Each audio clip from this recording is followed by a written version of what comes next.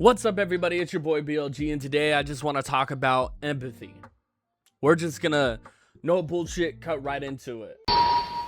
I had a conversation recently that really got under my skin, and it got under my skin because it was this idea. It was somebody making an excuse to not feed homeless people, and it just really rubbed me the wrong way, because how can you claim that homeless people and poor people are just lazy when that couldn't be farther from the truth? And the truth is this was a white person. Unfortunately, white people again and again fail to recognize that we come from a society of colonizers, right? And so they have this colonizer mentality, and a lot of white identity cannot separate itself from being a colonizer, being somebody who oppresses. So they only know of oppression, and they've been told their whole life that people underneath them are actually out to get them. They've been told their whole life that these people who have lesser than them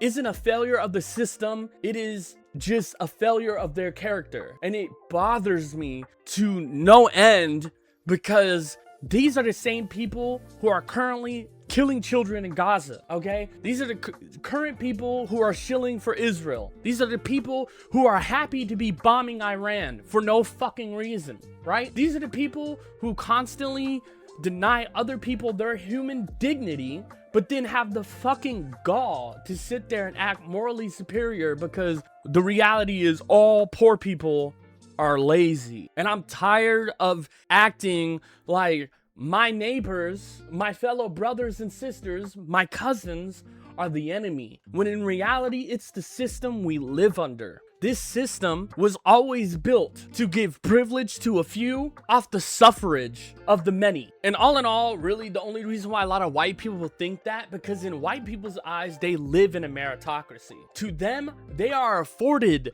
the privilege to deny people their human dignity, because they don't know anything outside of that meritocracy. And so it's hard for them to realize that we don't live in a meritocracy, but we live in a bourgeois dictatorship or a bourgeois democracy. It's hard for them to recognize the failures of the system that they had put in place, because they were taught their entire life to ignore it, and it's a failure on the other people. It's not the fact that we oppress black people, it's the fact that black culture is tainted. Like, that's the mentality, and it couldn't be further from the case. They deny the last 60 years of how black people have been treated in this country. 60 plus years, right? They'll sit there and tell you to your face, I don't understand why black people are complaining all the time. As if it wasn't my dad who had to live through fucking Jim Crow, you know? As if we're not only one generation removed from this problem, from this wound, this festering wound. And it's really sad. It's sad because white people don't even recognize that whiteness in of itself is just as much of a social construct as blackness. I talk a lot on this channel about how the idea of races and racism is a social construct, and I usually spend my time talking about how it affects black people, but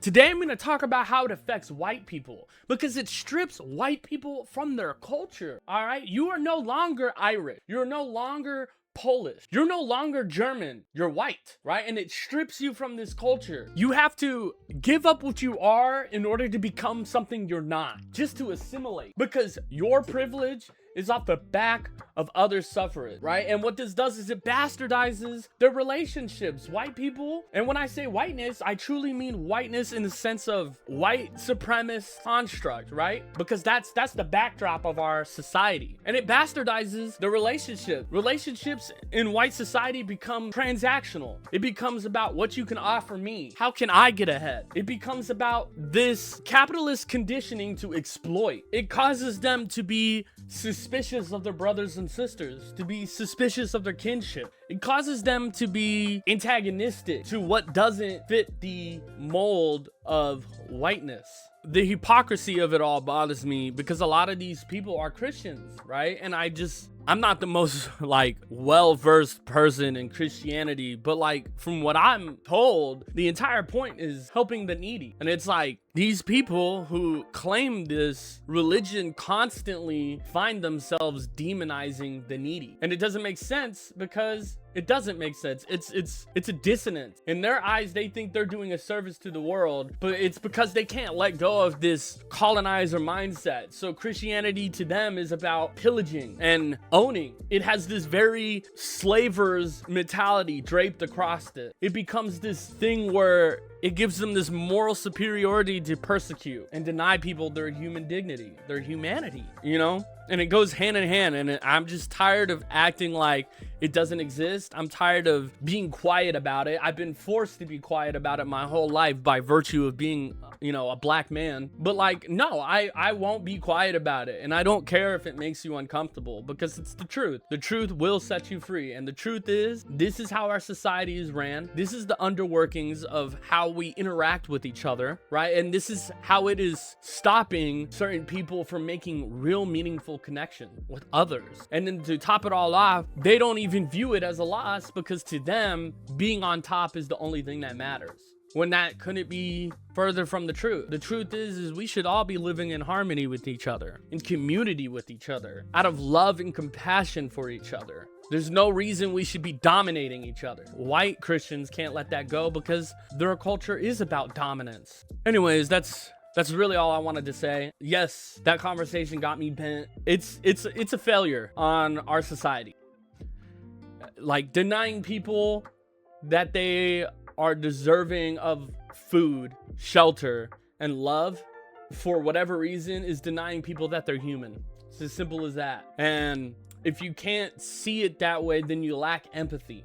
In these videos, I try to be palatable, very easy to listen to, and somewhat non-confrontational. But the more and more I learn, and the more and more I get organized and active, the more and more I realize I have to be the sword, you know? I have to be loud and proud about it. I can't worry about who it's gonna hurt their feelings, you know? Because at the end of the day, we all deserve humanity. We all deserve dignity. We all deserve that. No matter where you're from, no matter your background, no matter what, you know, that's the baseline. That should be the default no matter what. And I can't waste time thinking that a better world isn't possible, because a better world is possible. I can't waste time with fearing that nothing will change, because I can make the change.